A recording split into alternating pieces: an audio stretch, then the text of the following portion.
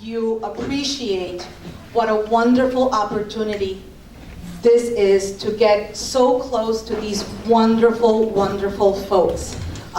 Jennifer and Carlos are here. They wrote a book together.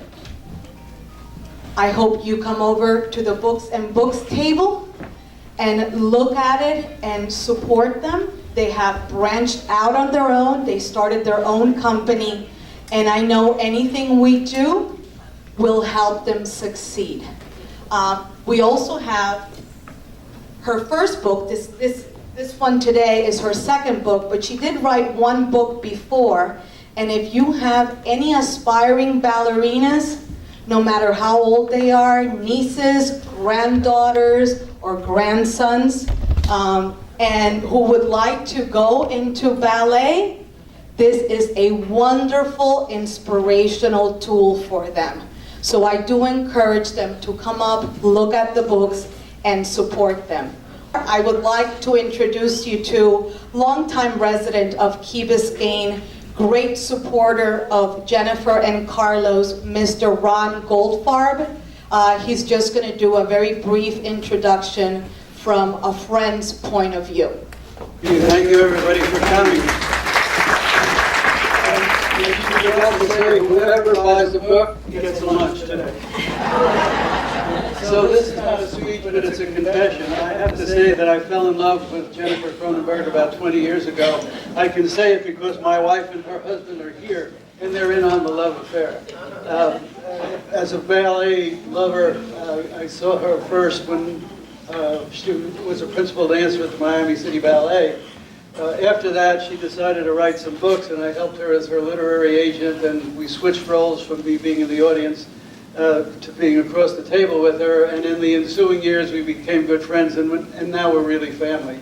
And so it's a great delight for me to bring her to the Key, to introduce you to her. They even have a little hors d'oeuvre to their new dance troupe that you will see dancing here. And so enjoy the books, enjoy the dancing, but let Jennifer tell you about what she and Carlos have brought to the Miami area.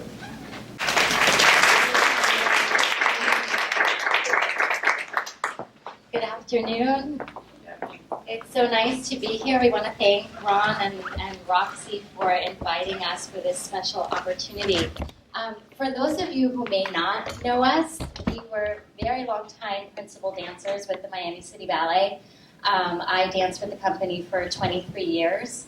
I was dancing with the company for 17 years. We just said our farewells to the company last April 2016.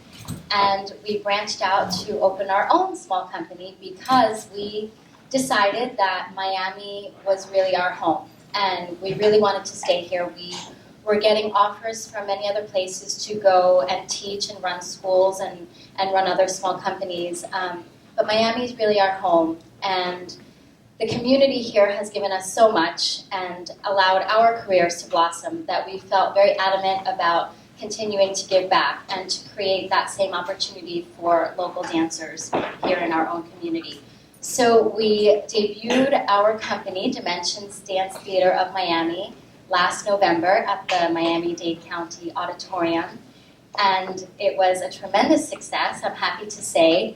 We expected a turnout of 400. The theater was set up for 400 people. And we actually had upwards of 650, almost 700 people. So they had to move seats around to accommodate everyone. We had to hold the opening of the show for 20 minutes because the line outside was huge. That was tremendously inspiring to us because it was a sign that, yes, this was something that was needed and that would be appreciated here in Miami. And as difficult as the hill might be to climb, it was incentive for us to keep climbing it. So since then, we actually had quite a few other opportunities. Our company was invited to collaborate with the Florida Grand Opera, and we just participated in their Before Night Falls production at the Adrian Arch Center. We had some other performances at the South Miami-Dade Cultural Arts Center, which if you have not seen that facility, it's quite new, it's about 7 years old. It's down south in Cutler Bay.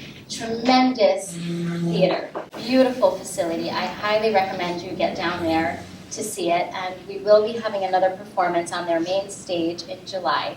So little by little, things are moving ahead for us. But before we actually knew we were going to open a company, you know, it comes a time in a dancer's career that you start to realize it's almost over. You're at the tail end, and you need to start thinking about what you're going to do to transition. And the natural thing seems to be to teach or to open a school. And we had been teaching, and we still do teach.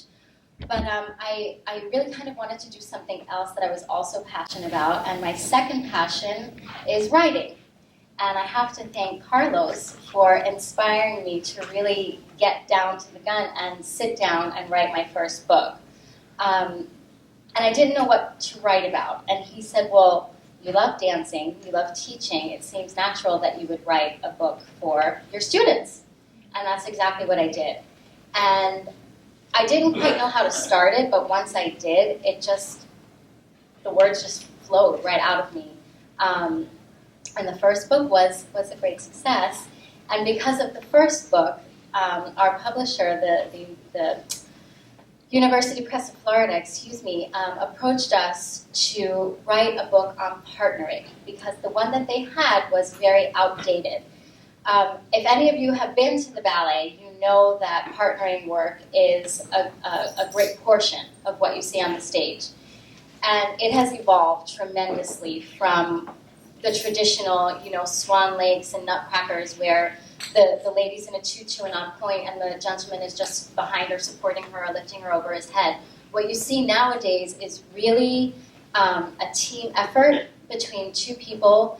Dancers are being supported not necessarily by their waist but by their necks or by a foot.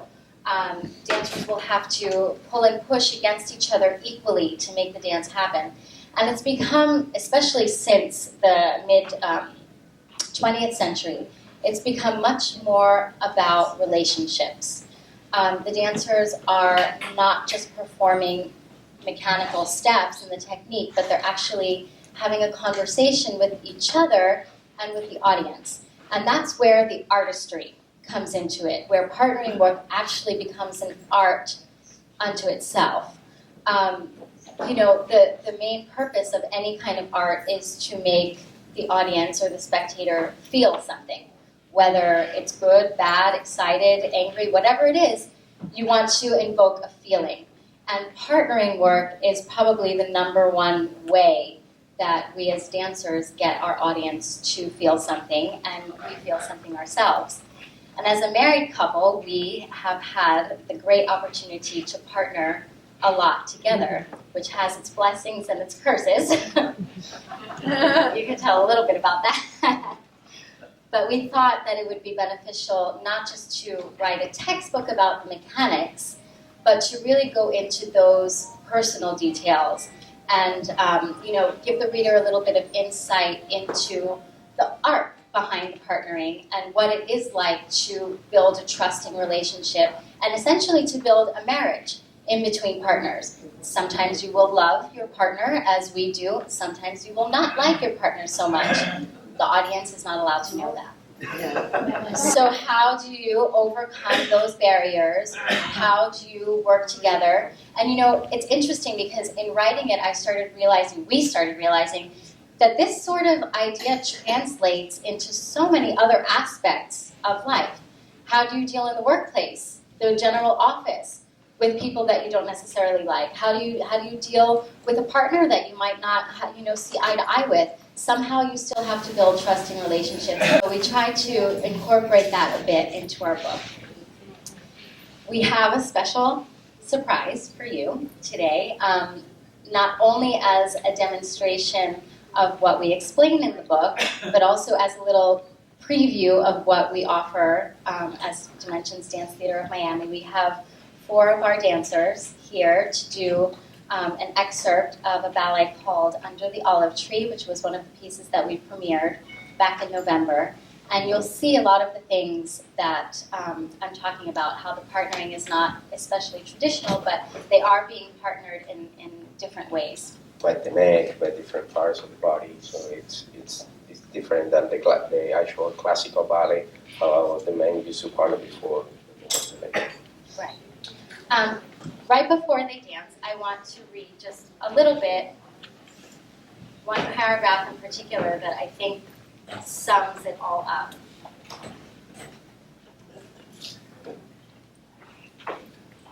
It is a genuinely comforting feeling to know that in dancing a pas de deux, you're never alone. There's always someone's hand outstretched, ready to accept yours, and someone's eyes waiting anxiously to meet your gaze. Partnering provides the ultimate tandem escape into another world. As two dancers make a definitive commitment to each other, the audience, everyone else and everything else disappears. External pressures and expectations seem to dissolve, and all that exists are two partners fully submerged in the music and the dance. The result is a beautiful roller coaster ride of emotion, sometimes exciting, other times subdued. On occasion, the undertone may even be abrasive, and often there won't be an explicit emotional suggestion at all. Paradoxically, we sometimes find that our experiences dancing a plotless pas de deux will be the most profound. I've lost my mind. Within the abstraction, we're forced to engage differently. On a purely physical level, being to being, we are free to explore the strengths existing within the rhythms of the physical suggestion, breath, and heartbeat, and we're obligated to remain intimately connected through our interpretation of the music. And I think you'll see in the pas de deux that these dancers will be performing just that they are engaged within the music. And there's not necessarily a story, but they create one in their connection and in their physical conversation. Do you have any? I think you have covered everything. This is a new world for us. We're used to speaking with our bodies, so getting up here with a microphone is a bit daunting. Still, we're getting used to it little by little, but this is definitely a new barrier that we are trying to break through. But I hope you enjoy the performance you're about to see. Think of any questions. We'll open for questions and answers. I'm sure there'll be some great questions after you see the dancing. And enjoy.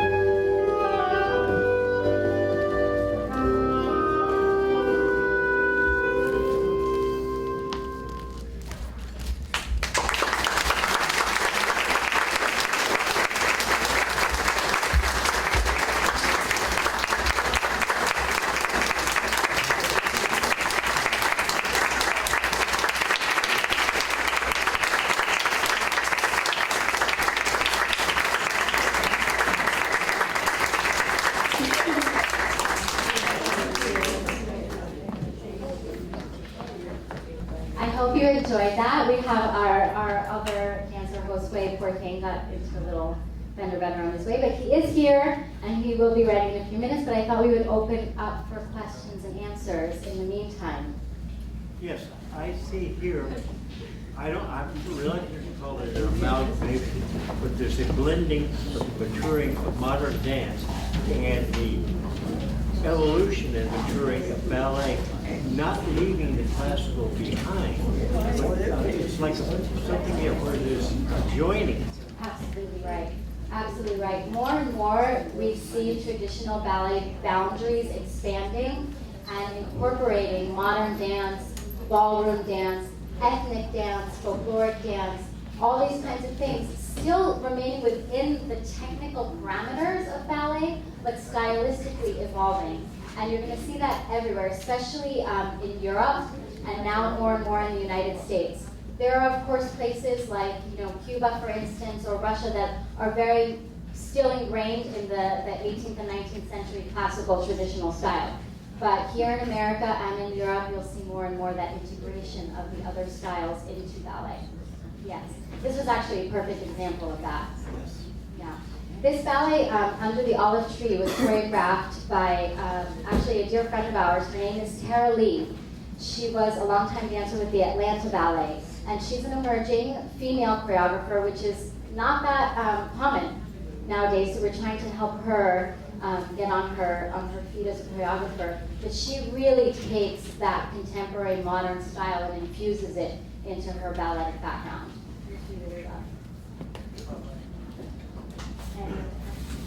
I've seen a lot about the Miami Ballet, but not much about your company. How do we know when you're doing performances? That's partially because we're brand new. So there was a lot of press that circulated around our debut performance, but we don't have the budget to do as many performances yet as Miami City Ballet does. So within each month or whatever that our performances are happening, you'll see press and stuff about us. But our goal is to get out there a little bit more. If you do want to keep up with what we're doing, you can visit our website. It's www.dimentionsdancemia.com. You can follow us on social media, Dimensions Dance Theater of Miami, and we update daily, sometimes twice or 3 times a day on what we're doing and what our dancers are doing. How many of you have actually been to the ballet? And how many have actually seen and noticed what this gentleman has noticed about the infusion of the different styles into the classical ballet work? I know Renee has. Miami City Ballet as well is really incorporating a lot of these stylistic integrations, and it's really interesting because it really marks the evolution of an art form. And it's a matter of taste. There's some people who really love it. There are some people who are not so crazy about it, but it's inevitable. And as an art form, ballet has to evolve. We can't keep it. It's not to say that we forget about the classicism and the traditionalism, but you can't keep it sheltered in a box or it will die. We have to all, as artists, do our part to take it to the next step. Yes? The New World School of the Dance has been doing that for years now, trying to do They have. ballet modern. They have. They actually have some performances coming up this weekend that we're going to attend because they are always doing really innovative things. Yeah. Yeah, and that's how the next generation of choreographers is born also, out of this invention and out of this integration, because that's where they find their inspiration. You can't keep reinventing the same wheel. You've got to, at some point, take it to the next level. Is there any way that, are they written in stone, the steps, or is there a way to update those classes? There are definitely ways to update. There are some choreographers like Petipa, Fokine, there was no video at the time. So it's passed on basically by what was remembered, and naturally that starts to evolve. So those ballets in particular are easier to start to translate stylistically into the 21st century. There are other choreographies such as Balanchine and Jerome Robbins that are very strictly documented, and those steps cannot be changed. But as those are 20th century ballets themselves, they're still very relevant. There's not that need to actually bring them into the 21st. Filming of Ballet Russe? There is, but it's scattered. It's scattered, and some of the ballets are not, complete in their footage. That's generally how it's passed on from that century, is by what the dancers had remembered themselves. Yeah. There was also something interesting called, we don't use it anymore, but something called Lava notation and Benesch notation, where someone would actually study how to notate the steps that the choreographer was choreographing. And really, if you look at it, I couldn't read it. It looks like hieroglyphics. It's really a different language, but somebody who is well versed in it can look at the page and know exactly who goes where, what each finger is doing, where you're supposed to be looking. It's quite incredible. So that was used a lot back then as well. How your partner supports ballerina so well physically. That is so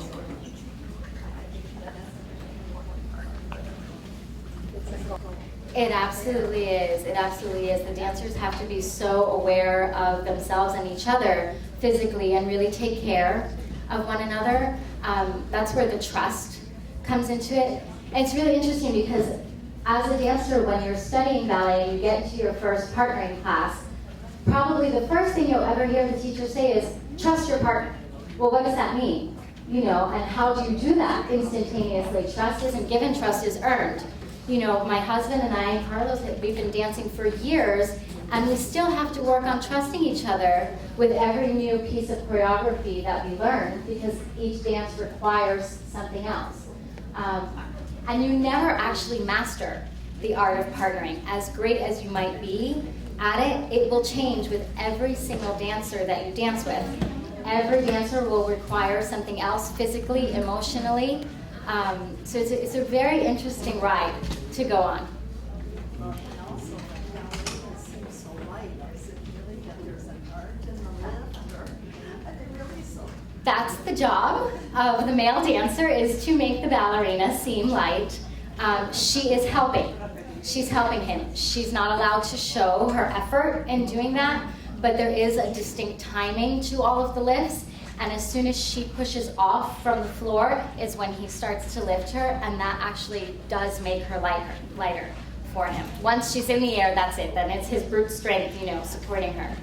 But It's very important to have the eye contact. I noticed that. eye contact is tremendously important. Very important, because I also am in a dance group, and I know they just say, look at each other, look at each other. That's probably the number one. Yes. Yes. We have a tendency to look at our feet sometimes, and we should be looking at our partner. Always at your partner, if you're able, Yes, it's so important. That's how dancers communicate with each other, because we cannot speak.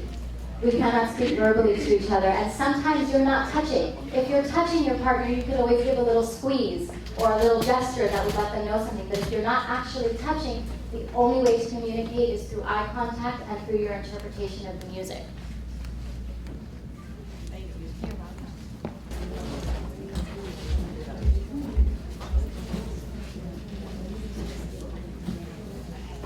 Thank you.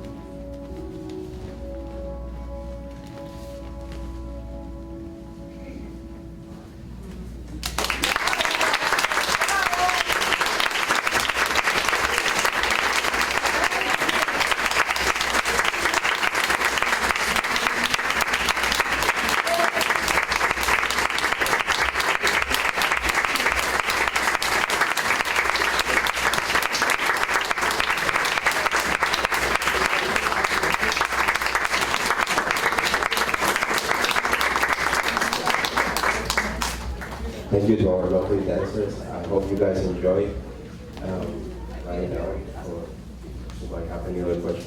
These two pieces, who choreographed? The choreographer is a young choreographer. She's from Atlanta, Ballet. Oh, yeah, right. Tara Lee. Hope you enjoy it. Enjoy your lunch and here are books if you have. And July 8th, if you're in town and would like to see us perform on the main stage, we'll be at the South Dade Cultural Arts Center in Cutler Bay. We hope to see you there. The information is here on the table. The ballet was beautiful today. It was just absolutely gorgeous. I love the modern along with the classical ballet. I love the eye contact and I love the way that they performed with each other. They just went hand in hand, gracefully, beautifully. I thought they were wonderful. It's wonderful to see such young people, so agile, such marvelous bodies. It's delightful. They're lovely. They are certainly the next generation extension of a wonderful culture. It was beautiful. It was beautiful. It's great that we're having programs like this one, and I support it, and my husband does too. Really nice. They're beautiful dances, and I'm sure they'll succeed to great lengths. And good luck to them. I thought it was absolutely fascinating to compare the modern dance to the ballet. And this lady is the ballet. No, I was a ballet teacher. I never was a dancer. I was a ballet teacher for many years here in Miami. You have the right eye. You have a good eye. Yes, I do. Choreography is teamwork. It's working together. And she mentions the trust issue. And the thing, have you ever seen skydiving where they have the group performance and everything? There's no second takes. When you're on that stage, you're on that stage. When you get two dancers who have been the leads for the Miami City Ballet branching out and doing something new, it's a real treasure for the whole community. We're delighted to see them. I just want to say that they're very courageous because it's really hard to break through the arts now with the cuts and all that. And they're a wonderful, young, vibrant group of people, and hopefully they will be supported. Love the performance. Thank you so much. You made our day. This was wonderful, seeing very excellent ballet dancers and young ones coming up. And I think everyone here will certainly want to go see their performances. I just want to say what a wonderful afternoon this was, and it was just a thrill to hear Jennifer and Carlos speak. I've known them, I guess, for 20 years since we've been going to the ballet, and what they are doing and what they have done is really admirable. It's wonderful that they're exposing it to so many people. It was such a beautiful performance. Thank you very much for bringing them over. Thank you. Very special treat. The dancing was beautiful. The choreography was an education, and I so admire that young man who had a fender bender and still danced with a smile on his face. The performance today was beautiful. Marvelous. I enjoy a lot. I really enjoyed a lot. They are wonderful. The dances were absolutely gorgeous. It was a very nice form of art. It was a privilege to be here to see them and experience their wonderful ability at dancing, and just a pleasure in every way. Good.